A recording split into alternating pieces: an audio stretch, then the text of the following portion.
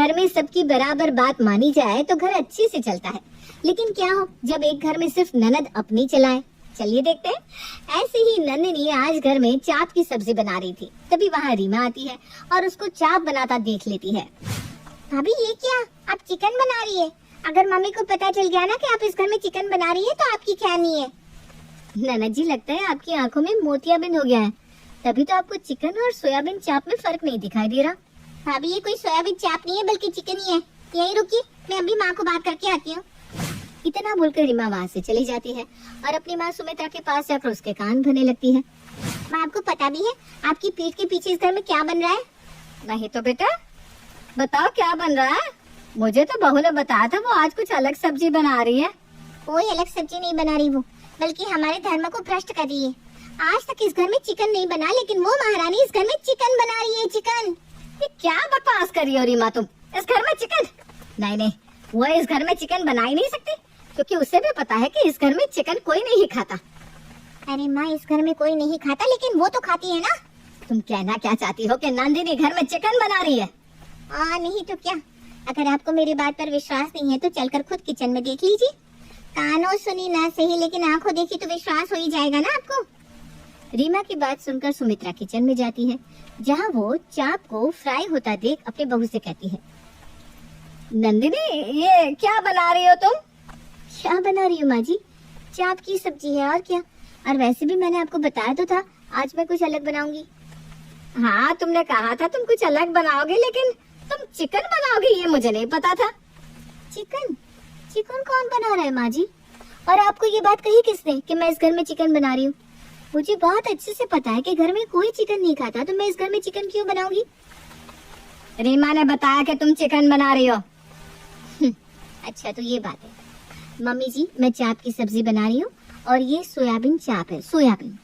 हाँ, सोयाबीन चाप दिखता चिकन की तरह होता है, लेकिन वो चिकन नहीं होता, वो प्योर वेज होता है। अगर आपको मेरी बात पर विश्वास नहीं है तो आप गूगल कर सकती हैं, या फिर आप अपनी बेटी अनुराग को फोन करके पूछ सकती हैं। नंदिनी की ऐसी बातें सुनकर सुमित्रा रीमा को बुलाती है और उसके ऊपर गुस्सा करने लगती है। रीमा, ये क्या बेहूदगी है? जब तुम्हें पता है कि ये चाप सोयाबीन का होता है तो तुमने मुझे ये क्यों कहा कि तुम्हारी भाभी चिकन बना रही है? वो माँ, मैंने ना सही से देखा नहीं था।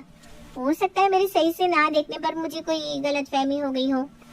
रहने दीजिए माँ जी, ननद जी से तो हमेशा गलतियाँ होती ही रहती हैं, इसलिए मुझे ना आदत हो गई है, और यही वजह है कि मैं ननद जी की बात का बुरा नहीं मानती। आप डाइनिंग टेबल पर इंतजार कीजिए, मैं अभी थोड़ी देर में खाना लगाती हूँ। नंदिनी की बात सुनकर रीमा और सुमित्रा दोनों ही डाइनिंग टेबल पर चली जाती हैं, और कुछ देर बाद नंदिनी अपनी सास और ननद के लिए खाना लगाती है। खाना खाने के बाद अब सब लोग अपने अपने कमरे में चले जाते हैं। देर रात अनुराग घर आता है। अनुराग को देख नंदिनी उसके लिए खाना लगाती है, और कुछ देर बाद वो कहती है, अनुराग जी, हमारी टीवी बहुत ज्यादा पुरानी हो चुकी है, कभी कभी तो हमारी टीवी चलती हुई ही बंद पड़ जाती है, क्यों ना हम एक अच्छी डिजिटल टीवी ले लें? नंदिनी, तुम बोल तो बिल्कुल सही रही हो, लेकिन अभी मुझे समझ में नहीं आ रहा मैं टीवी खरीदूं या रीमा की शादी की सोचूं, क्योंकि तुम जानती हो ना उसकी शादी में भी हमें उसे दहेज देना होगा। आपकी बात बिल्कुल ठीक है अनुराग, लेकिन हम कब तक अपने घर का पुराना टीवी बार बार ठीक करवा कर देखेंगे? एक तो हमारे घर में वो छोटा सा टीवी, ऊपर से माँ जी को चश्मा भी लगा हुआ है। हाँ, तुम्हारी बात है सही, लेकिन तुम ये भी तो सोचो ना कि रीमा भी शादी लायक हो गई है, हमें उसकी शादी करनी होगी। वैसे भी मैंने रीमा के लिए एक रिश्ता देखा है, माँ से कल ही इस बारे में बात करूंगा। नंदिनी और अनुराग आपस में बात कर रहे थे, और उनकी आपस की ये बातें दूर खड़ी रीमा सुन रही थी। अच्छा, तो मुझे इस घर से निकालने की बात की जा रही है। कोई बात नहीं, भैया माँ से शादी के बारे में बात करें उससे पहले मैं ही माँ के कान भर दूंगी। इतना बोलकर रीमा अपनी माँ सुमित्रा के पास चली जाती है और एक बार फिर अपनी माँ के कान भरने लगती है। माँ, आपको पता भी है आपकी बहू आपके बेटे के कान भर रही है। क्या बकवास करती रहती है रीमा तू, मुझे तो अब तेरी बात पर विश्वास ही नहीं होता। और भला बहू अनुराग के कान क्यों भरेगी? अनुराग मेरा इकलौता बेटा है और वो इस घर की इकलौती बहू, तो उससे उसके कान भरने की जरूरत ही नहीं है। अभी भैया इकलौते नहीं हुए हैं माँ, अभी मैं हूँ इस घर में, इसलिए मुझ पर भी ध्यान जाता है भैया का। और अगर आपको मेरी बात पर विश्वास नहीं हो रहा ना, तो आप खुद ही भैया से पूछ लेना। कि भाभी इस घर में टीवी की बात कर रही थी या नहीं। भाभी इस पुराने टीवी को बेचकर नया टीवी लाना चाहती है, वो भी डिजिटल। उस दिन की बात से सुमित्रा रीमा की बात पर विश्वास नहीं करती थी। वो उसे अपने कमरे में जाने के लिए बोल देती है। अगले दिन अनुराग अपनी माँ से रीमा की शादी की बात करता है। माँ, मैं यहाँ आपसे कुछ जरूरी बात करने आया हूँ। हाँ बेटा, बता क्या बात है। माँ, अब रीमा बड़ी हो गई है, समय के साथ उसकी उम्र भी बढ़ती जा रही है, इसलिए मैंने उसके लिए एक बहुत ही अच्छे घर का रिश्ता देखा है। जैसे अपना छोटा सा घर है ना, वैसे ही वो घर भी है। एक भाई और 2 बहन, पर लड़का बहुत अच्छा है, काफी अच्छा कमाता है। एक बार आप देख लो, फिर मैं आगे बात करता हूँ। बेटा, मेरे देखने से क्या होगा, रहना और पसंद करना तो रीमा के ऊपर ही है ना। अब वो इस शादी के लिए हाँ करेगी तो ही तो शादी होगी। हाँ, तो ये फोटो आप भी देख लो और रीमा को भी दिखा दो। लड़का बहुत अच्छा है माँ, कमाता भी बहुत अच्छा है, अच्छी फैमिली है, और मैं यकीन के साथ कह रहा हूँ कि रीमा इस लड़के के लिए मना नहीं करेगी। सुमित्रा अब लड़की की फोटो दिखती है। सुमित्रा को रीमा के लिए वो लड़का पसंद आ जाता है, लेकिन जब सुमित्रा वो फोटो लेकर रीमा के पास जाती है और उस लड़के का बायोडेटा उसे बताती है तो माँ, लड़का अच्छा है, अच्छा कमाता भी है, मुझे लड़का पसंद भी है, लेकिन मैं इस घर में शादी नहीं करूंगी। क्यों ननद जी, आप इस लड़के से शादी क्यों नहीं करना चाहती? क्योंकि इसकी 2 बहनें हैं। आप समझ रही हो भाभी, 2 ननद। मैं ननद वगैरह को नहीं झेल सकती। मैं उसी घर में जाऊंगी जिसमें इकलौता लड़का ही हो। रीमा, 5 उंगली एक बराबर नहीं होती, और क्या हुआ अगर उसकी 2 बहनें तो? अरे आज है, कल नहीं है। भाभी, आपको पता नहीं है ननद कितनी तेज होती है। सास बहू के बीच जितनी भी बहस होती है ना, उन सबके बीच ननद का ही किया कराया होता है। इसका मतलब तो ये हुआ कि मेरे और नंदिनी के बीच में जितनी भी लड़ाई होती है उन सब की आग तू ही लगाती होगी। माँ, मैं ऐसी नहीं हूँ, मुझे क्या मिलेगा मेरे घर में आग लगाकर? हाँ, तो इस लड़की की बहन भी ऐसी नहीं होंगी। देखो, संडे को लड़के वाले आ रहे हैं, इसलिए तुम रेडी रहना।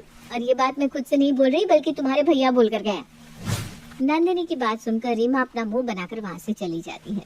शाम को नंदिनी अनुराग से कहती है, अनुराग जी, मैं क्या कह रही थी कि अब तो नंदिनी का रिश्ता भी पक्का हो जाएगा। अब उसकी शादी के लिए हम सामान लेंगे, तो क्यों ना हम अपने घर के लिए भी टीवी ले लें। अब कल को मेहमान आएंगे तो उनके सामने ये छोटा सा टीवी अच्छा थोड़ी ना लगेगा। नंदिनी की बात सुनकर अनुराग उसकी बात से सहमत होता है, और अगले ही दिन वो एक बड़ा और महंगा टीवी लेकर आ जाता है अपने घर में। इतना बड़ा और महंगा टीवी देखकर रीमा एक बार फिर अपनी माँ के कान में बुदबुदाने लगती है। देखा माँ, क्या कहा था मैंने आपसे? कहा था ना, भाभी भैया को टीवी लेने के लिए फोर्स कर रही है, और देखो कितना बड़ा और कितना महंगा टीवी लेकर आ गए भैया। भाभी तो जरा भी नहीं सोचती कि भैया के ऊपर कितना प्रेशर है। अरे कल को मेरी शादी होगी तो उसमें भी तो खर्चा जाएगा ना। लेकिन नहीं, इन्हें तो अपनी ख्वाहिशें पूरी करनी है। अगर भैया टीवी नहीं हिलाते तो क्या बिगड़ जाता? रीमा की बात सुनकर सुमित्रा को गुस्सा आता है, और वो गुस्से में अनुराग से कहती है, अनुराग, तूने इतना महंगा टीवी क्यों लिया, और किसे दिखाने के लिए तू इतना महंगा टीवी लेकर आ गया? माँ जी, आप अनुराग जी पर इतना गुस्सा क्यों कर रही है? और वैसे भी ये टीवी मैंने मंगवाया है अनुराग जी से, क्योंकि अपना टीवी खराब हो रहा है, अपना टीवी छोटा भी है। इस संडे जब लड़के वाले हमारी रीमा को देखने आएंगे तो अजीब नहीं लगेगा इस छोटे टीवी के सामने बैठने में उन्हें? बहू, हमारी जितनी चादर होती है ना, हमें उतने ही पैर फैलाने चाहिए। और तू ये कैसे भूल गई कि कल को रीमा की शादी होगी, उसमें हमें दहेज भी देना होगा। अगर तू इसी तरह मेरे बेटे पर हर चीज के लिए प्रेशर बनाती रहेगी तो हम रीमा की शादी कैसे करेंगे? अपनी सास की ऐसी बातें सुनकर नंदिनी के दिल को बहुत ठेस पहुंचती है, और वो ना चाहते हुए भी अब बोल पड़ती है। माँ जी, माफ करना, पर आज पहली बार मैं आपको जवाब दे रही हूँ। ये जो टीवी आप देख रही है ना, हाँ, मैंने अनुराग जी को कहकर मंगवाया है, उनके पैसे से मंगवाया है। लेकिन आप बार बार जो ये बात कर रही है ना कि रीमा की शादी, तो मैं आपको बता दूं कि रीमा की शादी के लिए मैं अपनी एफडी तुड़वा रही हूँ। और ये टीवी मैंने अपने शौक के लिए नहीं, बल्कि इस घर की शोभा बढ़ाने के लिए मंगवाया है। अरे हमारे पास इतना बड़ा घर है, लेकिन एक टीवी नहीं है। अगर मैंने एक टीवी मंगवा लिया तो कौन सा गुनाह कर दिया? नंदिनी के मुंह से ये सब जानकर रीमा और सुमित्रा को अपने कहे हुए शब्दों पर शर्मिंदगी महसूस होती है, जिसके बाद सुमित्रा अपनी बहू से माफी मांगती है, और रीमा भी अपनी हरकतों के लिए अपनी भाभी से माफी मांगती है, और चुपचाप इस शादी के लिए हाँ कर देती है। समय गुजरता है, और गुजरते समय के साथ रीमा की शादी हो जाती है, जहाँ उसकी एक नहीं 2 ननद थी।